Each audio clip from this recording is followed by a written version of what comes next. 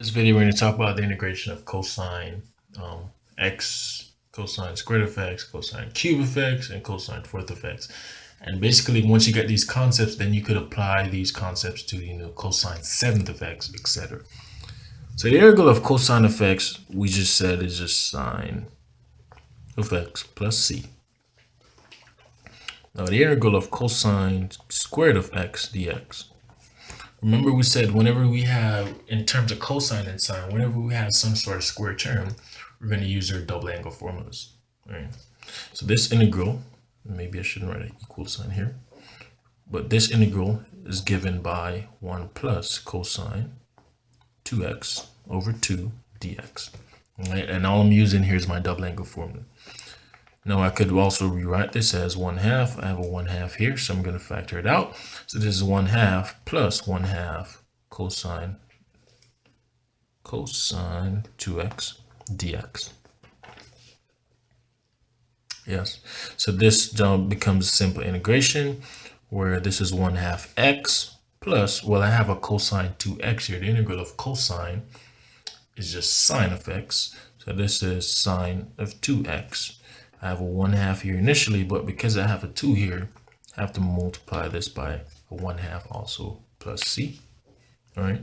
So our integral is given by a 1/2 x plus 1 over 4 sine 2x plus c. So that's the integral of cosine squared of x, which is an odd power.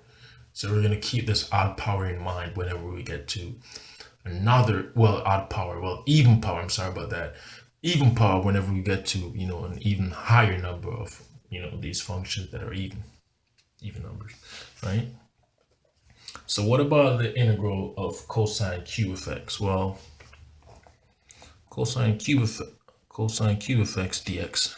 Remember we said that whenever we're dealing with sine and cosine of x, whenever we have odd powers, we're going to split the integral and look for any sort of fashion where I could use my trigonometric identities. Yes, so this could also be written as cosine squared of x times cosine of x dx. All right, now I have a cosine squared of x. I'm dealing with an odd power, so that tells me that, okay, well, I'm going to split and I'm going to use my, not double angle formulas, but my trig identities. So this is the same thing as cosine squared of x is the same thing as 1 minus sine squared of x times cosine of x dx. All right, and what this allows me to do is use substitution. So you can see that I have a, sine of x here. All right, sine squared of x, and my differential will be cosine of x. All right, so multiplying everything together, I get cosine of x. Right, I'm going to distribute minus sine squared of x cosine of x dx. And what this negative sign or addition subtraction allows me to do is distribute my integral. All right, so I'm going to distribute my integral. So the integral would be cosine of x dx minus the integral of sine squared of x cosine of x dx. All right, we know the integral of cosine of x, and that is just sine of x, all right, minus sine squared of x cosine of x dx.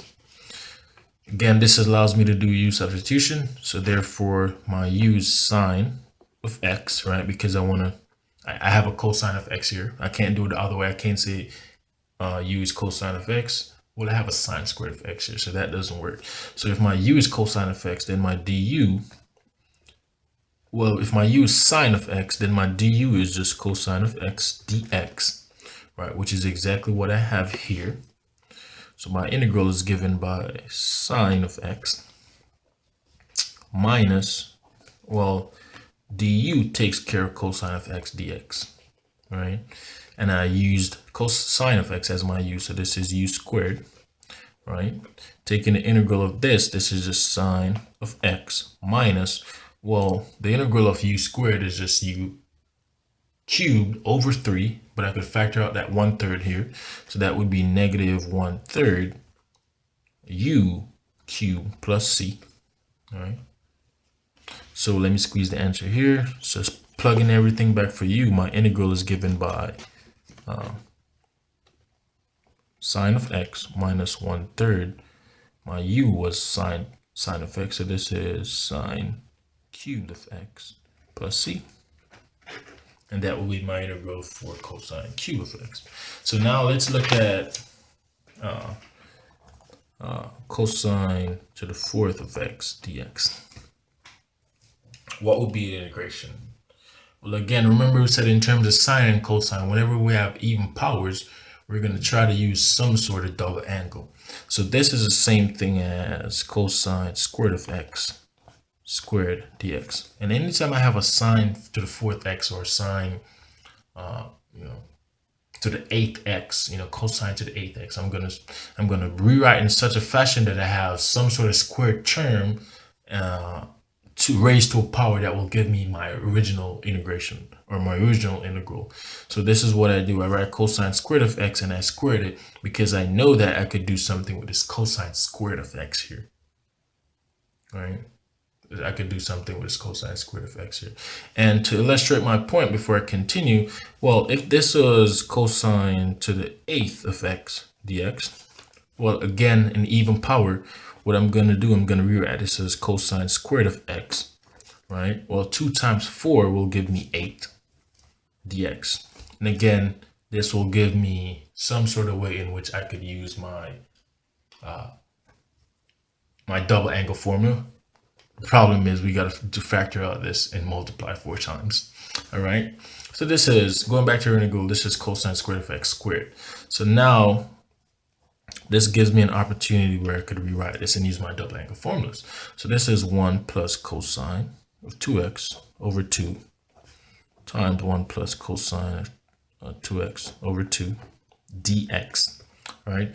Again, because I have a 1/2 multiplying by 1/2 here, I'm going to go ahead and factor out that 1/4. So my integral is given by the integral of 1/4, 1 plus cosine 2x times 1 plus cosine 2x dx. All right.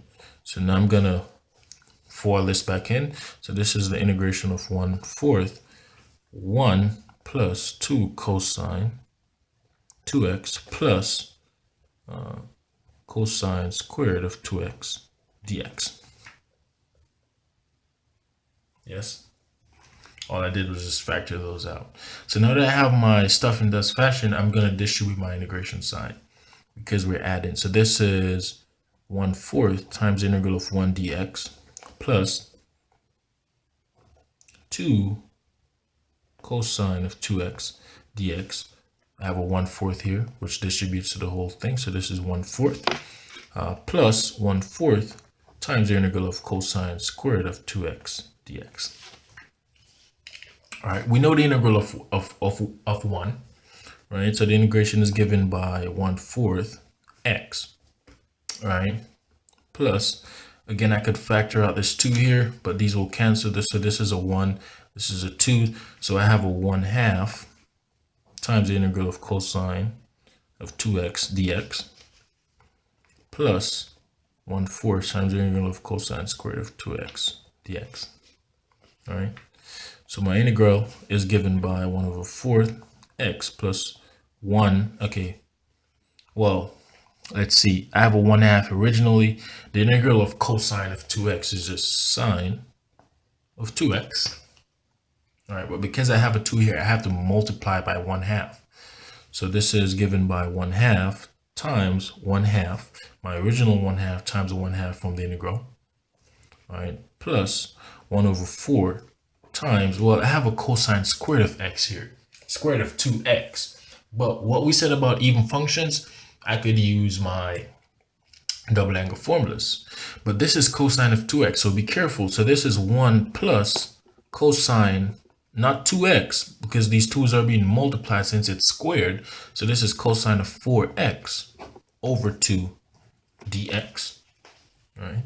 So my integral is given by 1/4x plus, well, 1/2 times 1/2 is just 1/4 sine of 2x plus 1 over 4 times the integral of, I have a 1/2 here being kind of ambiguous, so I'm going to factor it out. So this is given by 1/2 plus 1/2 cosine of 4x dx. All right. So my integral is given by 1 over 4x plus 1 over 4 sine of 2x plus 1 over 4, all being multiplied. Well, we know the integral of 1/2. So this is 1/2 x plus, well, I have a 1/2 here, but because I have a 4 here, I know I'm going to be multiplying by 1 over 4. The integral of cosine of 4x is just sine of 4x plus c. All right, so my integral is given by 1 over 4x plus 1 over 4 sine of 2x plus, well, 1 over 4 I could distribute to all this stuff here. So this is 1 over 8x,